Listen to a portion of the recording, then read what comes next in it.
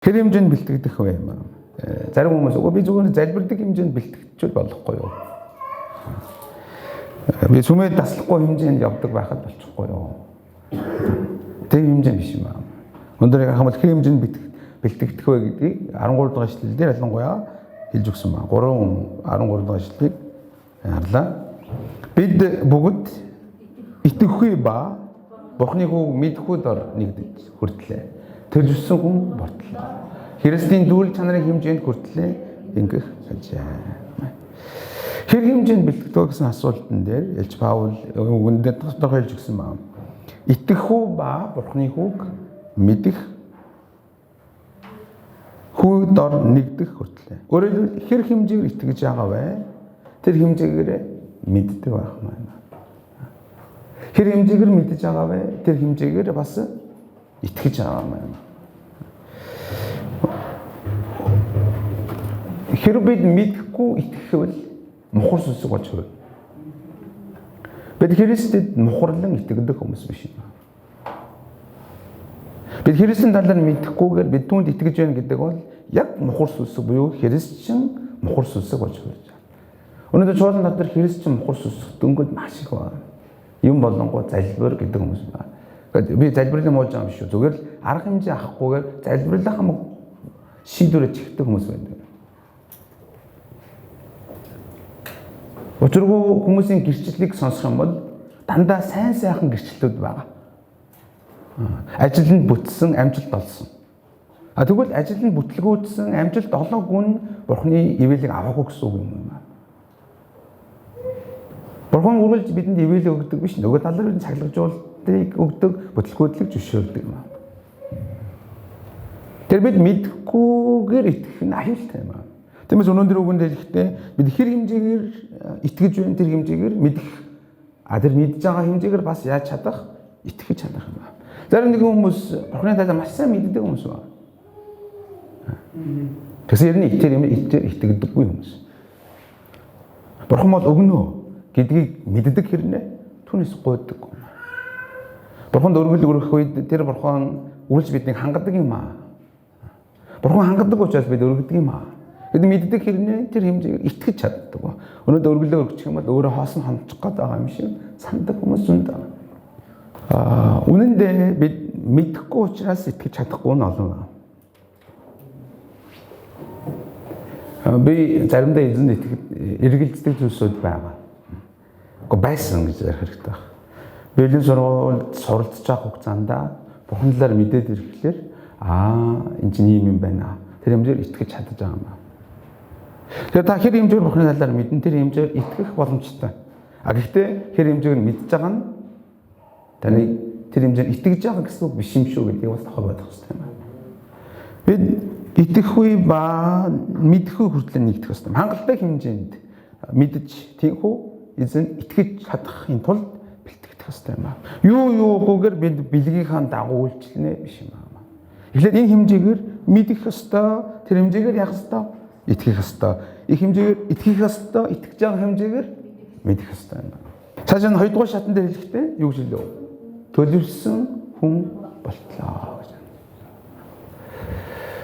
Ари хүмүүс бид үйлчлэлийн ажил хийх юм аа. Бид цуглаан зүгээр яваад аж болохгүй бид бэлгийнхаа дагуу үйлчлэнэ гэж байна. Эхнийх нь бид мэдхүү болон итгэхүү хэмжээгээр тодорхой хэмжээнд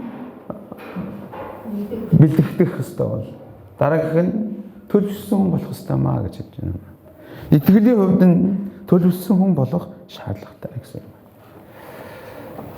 Итгэлийн хувьд төлөвшөж байгааг яаж мэдж болох вэ? Энэ ерөнхий асуудал мөн ч гэсэн. Төлөвшөлт гэдэг маань тодорхой хэмжээнд Христийн зан чанар, амьдралын хэм маяг илэрч байгаа байдал юм аа.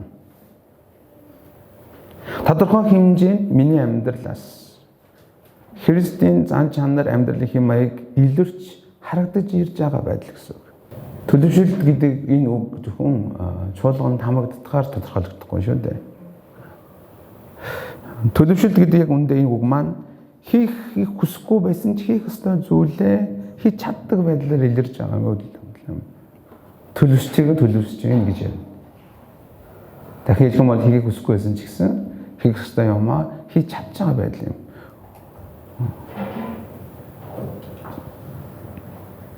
Минкэр хүн гэж зэмлчих гээд байгаа юм. Сүүлийн ганц эсэн цуглаан гэлтгүй Монгол чуулган 100 болохоор ингээд бүгдээр ингээд тарж байгаа тийм ээ. Энд тийш амраад ингээд явж байгаа. Окей.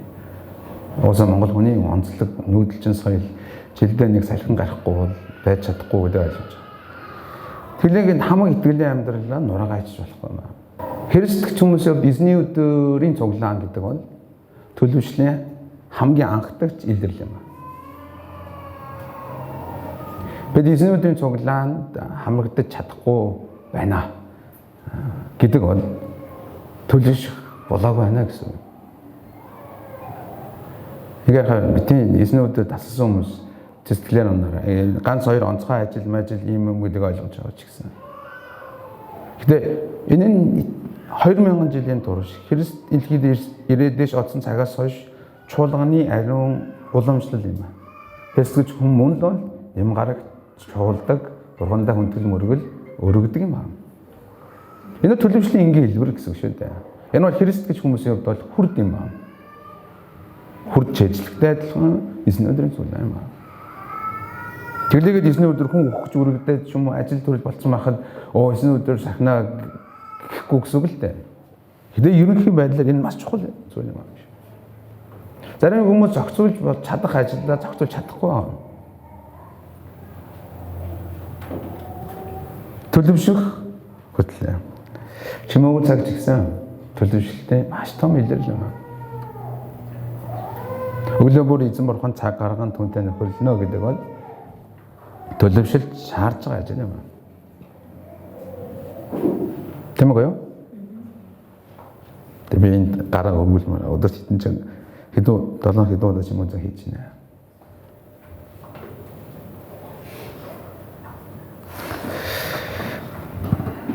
Тэгэхээр 3 дахь нь заавчлаа өнөөдөр жоохон уусаа хүнд эсэг байгаа гэдэг тийм ээ. 3 дахь нь Христийн дүүрэл чанарын хэмжээнд хүртлээ ингэх ажээ. Бид өөрсдийгөө бэлтгэнэ гэсэн. Бэлтгээд бэлгийнхаа дагуу үйлчилнэ. Тэгэхээр Христийн бие аяндаа босгон байгуулагдана. Тэр хэмжээнд бэлтгэх бай. Би дахин давтаж байгаа шүү. Эхнийх нь мэдхүү ба итгэхгүй нэгдэх хүртэл. Хоёрдугаар нь төлөвшсөн хүн болтлоо. Гуравдугаар нь юу гэж байна? Христийн дүүрэл чанарын хэмжээнд хүртлээ. Эхнийг хоёр байгаа тохиолдолд энэ 3 дахь бидний хэр хэмжээнд мэдэж итгэж хэр хэмжээнд төлөвшөх ёстой бэ гэдгийн илрэл юм аа. Христийн дүүрэл чанарын хэмжээ. Дагаад хэлэх үү? Христийн дүүрэл чанарын хэмжээ. Энэ 3 үгийн доогуур зураад өгөөрэй. 1 2 3 гэж тодорхойлж байна. Тэр Христийн дүүрэл чанарын хэмжээ гэж хэлж байгаа нь Христийн биед чуулгануудад пастор ахлагч нар удирдагч нарын хамгийн их ярьдаг үг юм аа. Ярих ч ёстой үг юм аа. Бид хэр хэмжээнд төлөвшөх ёстой вэ? Христийн дүүрэл чанарын хэмжээ. Өөрөөр хэлбэл таны гар утсаар төсөөлөх юм бол та гар утсыг цэнэглэж явах үед мэднэ шүү дээ. Цэнийг дээш явдаг тийм үү? Улаан байж байгаад ногоороо шар болоод ногооддаг. Яг л энэ дүүргэлт Христ хэмжээг байх ёстой гэсэн үг байна. Та Христ гэсэн цагаас хойш Иесустэй холбоотой болж эхэлнэ. Тэгээ та түүгээр цэнэглэгдэнэ гэсэн үг юм аа. Та түүнээр цэнэглэн амьдралын хэм маяг олон талбарт та түүгээр цэнэглэн чуулганд ирэх бүрдээ эзэнтэй харилцах бүрдээ та цэнэглэгдэж явах хэрэгтэй юм аа. Хэр хэмжээгээр гинэ Христийн дүүрэл чанарын хэмжээ. Энэ маш тодорхойгүй маш том төлөвшлтийн зөв чигийг бидэнд зааж өгч байна. Христтэй адилхан хэмжээнд дүүрсээр авах болно гэж байна. Та Христэх үедээ 1%-аас эхэлж байгаа бол бид явсараагаад 10%, 20%, 30%, 50%, 60% руу явах хэрэгтэй юм байна. Яг үндэ энэ процесс яах хүртэл үргэлжлэх бол өвхөх хүртэл үргэлжлэх юм байна. Христийн дүүрэл чанарын хэмжээнд юм аа. Хэдий тодорхой хэмжээнээс нь 20, 30, 40, 50% хэмжээнээс нь Христ ороод ирж байгаа болохоор Христийн хэв шин чарагдаж эхэлж шүү дээ. Үнийг төлөвсөж байгаа хүн гэж хэлдэг. Тэгэхээр бид Христийн дүүрэл чанарын хэмжээнд хүртлээ бэлтгэх хэрэгтэй байна. Маш том ийм зориулт юм аа.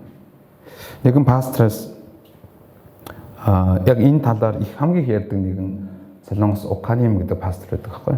Тэгээ пастор их сургуульд лекц тавьж л дээ энэ сэдвээр. Тэгсэн чинь нэг оюут нь асуусан байна.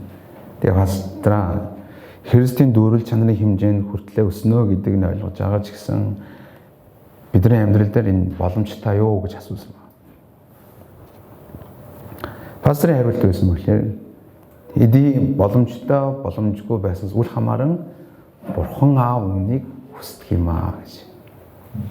Өөрөөр Бурхан Аав биднийг Христтэй адилхан болоосэй гэж хүсэж байна. Миний хүү, миний охин зүгээр нэгэн Христ итгэдэг гэдэг хэрнээ хуучин итгэхээс өмнөх амьдралынхаа хэм маяг зан чанартайгаа адилхан амьдардаг биш. Мэдсэн хэмжээгээр итгэсэн хэмжээгээр мэддэг, төлөвшсөн. Миний хүү Христтэй адилхан болоосай гэж Бурхан Аав хүсдэг юм аа гэсэн юм. Бид энэ хэмжээгээр бэлтгэгдэх ёстой юм аа.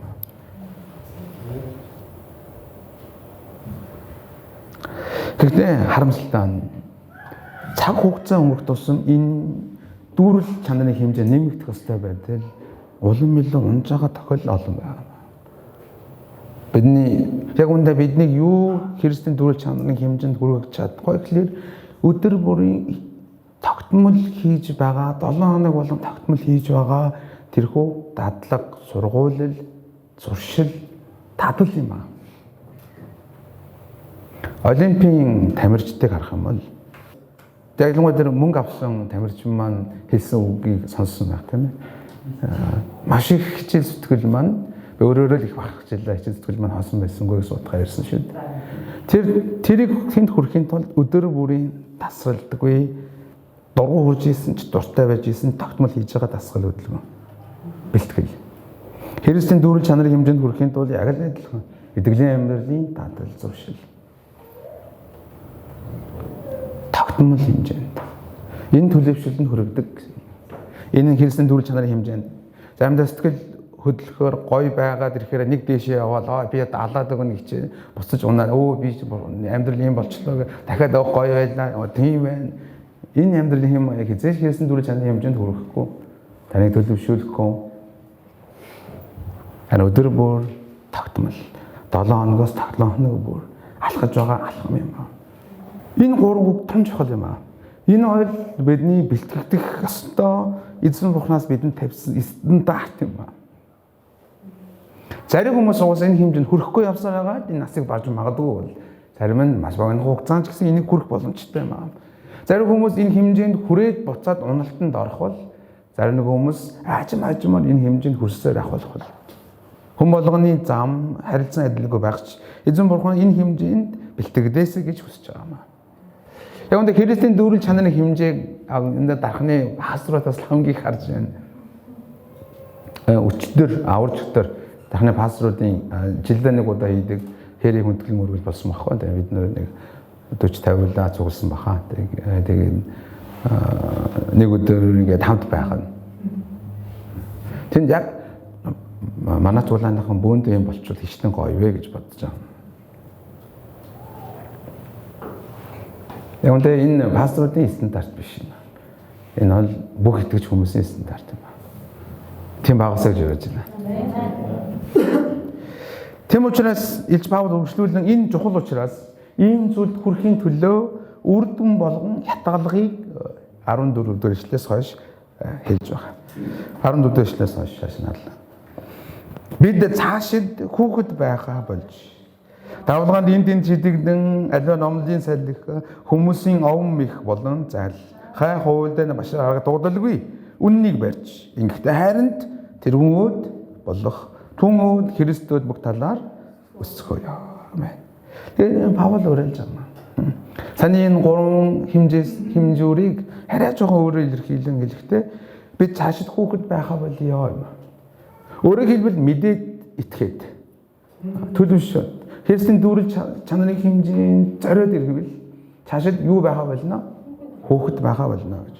Энд хэлж байгаа хүүхэд гэдэг бол махбодын хувьд хүүхэд нь л ярьж байгаа биш, сүнслэг байдлын хувьд хүүхэд юм.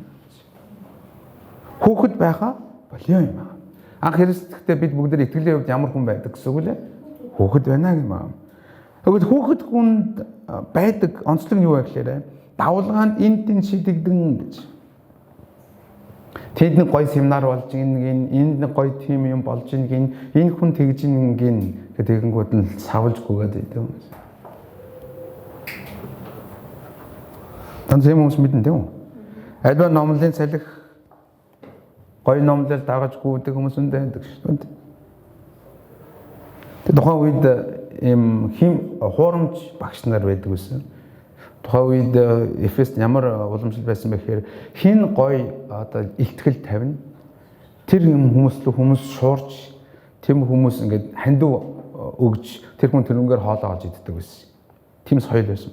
Тийм учраас олон ийм номлогч нар илтгэл тавьдаг хүмүүс байдаг байсан байхгүй юу? Надаас ч хав илүү гоё ярин тэр хүмүүс. Тэгэл олныг шуугуулад мөнгө аваад явдаг хүмүүс.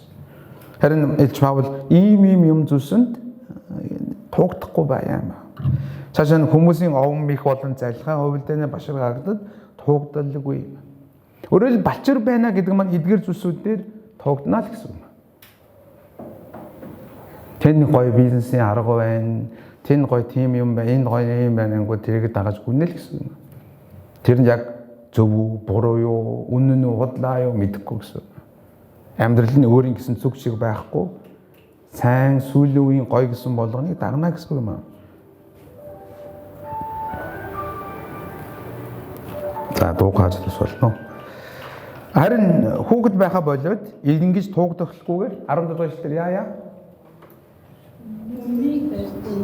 Үннийг барья гэж. Үннийг барья. Гэхдээ үннийг барихаас гадна юу байя? Хайр юм аа.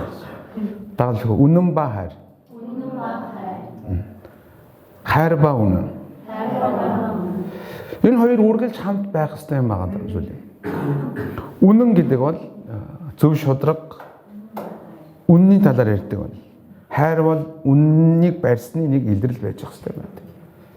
Зарим хүмүүс хайр байгаа хэрнээ үнэн байдаг. Хайр байхгүй үнэн хүнийг буруу тийшээ залгахад хүргэнэ гэсэн юм. Тэгэхээр зарим хүмүүс зөвхөн үнэн байдаг. Харин тэнд хайр байхгүй тохиол байдаг юм аа.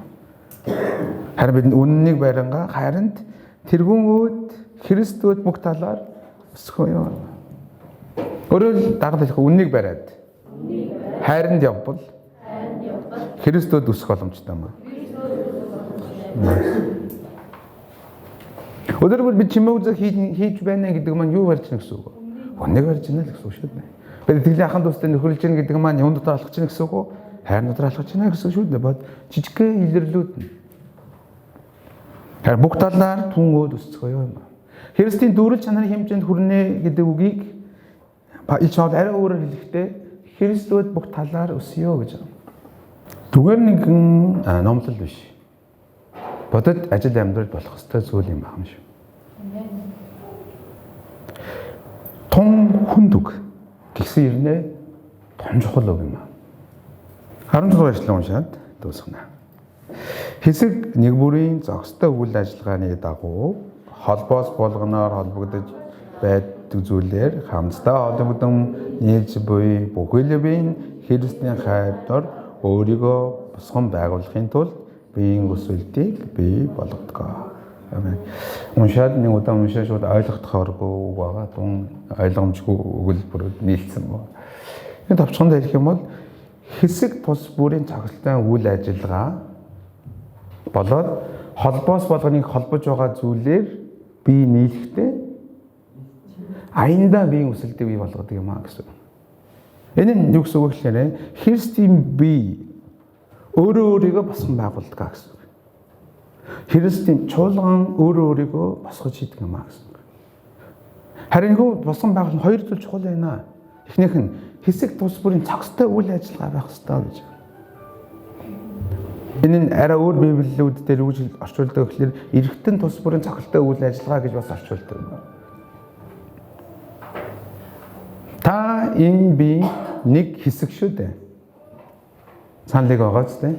Та зохистой үйл ажиллагаагаа хийж явах үед хэсэг тус бүр зохистой үйл ажиллагаагаа хийгээд явж явах үедээ холбоос бүрийг хангаж байгаа зүйл буюу яг үүндээ ариун сүнс юм аа. Ариун сүнсний тусламжтайгаар бид аяндаа өсч идэг юм аа гэсэн. Нэг 3 ингод нэрээ хэлээрэй заяа. 3 та зохистой үйл ажиллагаа хийж байхад ариун сүнсээр дамжуулан бид холбогдсон энэ Христийн бие аяндаа өсч идэг гэсэн юм аа. Тиймээс та зохистой үйл ажиллагаагаа явуулдаг хүн болох ёстой юм аа. Сая өнгөрсөн 7 хоногт хятад эмчнэр ирсэн байхгүй. Тэгээд хятад эмчнэр ирээд хүмүүс ингээд зүү тавьсан. Зөндөө олон хүмүүс бас зүү тавьсан байна. Тэгээд энэ хөлгаар янз янзын хүмүүс үдсэн хүмүүс ирээд зүү тавилаа. Ягаад зүү тавилж нэг юм тэр эргэтэн зохистой үйл ажиллагаа хийхгүй байгаа учраас бүх бие өвдөж байгаа. Таны зохисгүй үйл ажиллагаа зөвхөн тантай хамаатай биш юм аа. Бүгднтэй хамаатай. Таны зохистой үйл ажиллагаа бас бүгднтэй хамаатай. Тийм хүмүүс байгаасаа гэж бодож байна. Амлаа юм ихтгэл дуусгая. Амархан байлаа шүү дээ. Ойлгож амархан байлаа. Бид хэрэг хэмжээнд бэлтгэдэг вэ? Эхнийх нь үл идэвхтэй ба хүүг мэдхгүй доор нэгдэх хүртлээ. Хоёрдугаарх нь төлөвсөн ботлоо. Гуравдугаарх нь дөрвөл чанарын хэмжээнд хүртлээ. Хөө ямар хүнд үг вэ? Яг үндэ энэ асуулт энэ үгийг сонсохдоо бид хэр хэмжээнд бэлтгэдэж байна вэ юм бэ? Би өнгөрсөн хугацаанд энэ 3 талбарт хэр хэмжээнд өссөн байна вэ юм бэ? Тэр бид хэмжээнд өсөж чадахгүй байна гэдэг бол биеийн хэсгийн хувьд зохистой үйл ажиллагаа хийж чадахгүй байна гэсэн үг. Тиймээс энэ чуулган хувьд Христийн биеийн хувьд өсөлт нь хэцүү байх болно гэсэн үг шүү дээ. Би төлөвшөж байна гэдэг маань яахгүй гэсэн үг лээ. Цаашид хөөхд байхгүй болно гэсэн үг. Энэ тэнд шидэгдэж тугдахгүй гэсэн үг тийм үү? Харин бид юуг барина? Үннийг барина, нөгөө гартаа хайрыг барина. Христэд бүх талаар өсөх болно гэж. Гоё үг л дээ. Христээр бүх талаар өсчих ёо. Энэ тэнд чуулганд очих юм бол энэ урайлга үргэлж байдаг. Христээр бүх талаар өсчих ёо гэж гоё урайлж идэг. Яг чуулган өөрөө бид өөрсдийгөө өсгөж чадахгүй юм. Бид өөрсдөө өсгөдөг хүмүүс биш. Харин бид өсөлттэй процесс дотор орох үедээ өсдөг хүмүүс. Тэгээд фитнест явах юм бол та ганцаараа өргөхдөө за 50 кг-ыг өргөж иж бол. Тэгээд 50 кг-аас илүү өргөдөг хүмүүсийн дунд ороод тасгал хийвэл та хангалттай 70-ыг өргөж чад. Би 50-ыг өргөө за би чадахгүй маань ингээл болоо гэд. Энэ хажууд байгаа өсөлтийн процесстэй хүмүүс дунд орох үедээ тэд надад туслан тэд намайг дэмжих бол. Тиймээс та өөрийгөө өсгөж чаддаг хүн биш гэдгийг ойлгох хэрэгтэй юм аа. Гэртээ суух юм бол та зөвхөн зурагтал үзээ суух бол.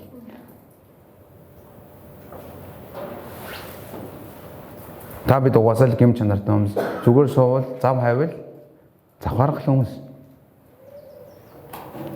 Тийм өсөлттэй хүмүүс нь ороосоо ирээд байна. Тийм хүмүүсээс зураасаа гэж байна.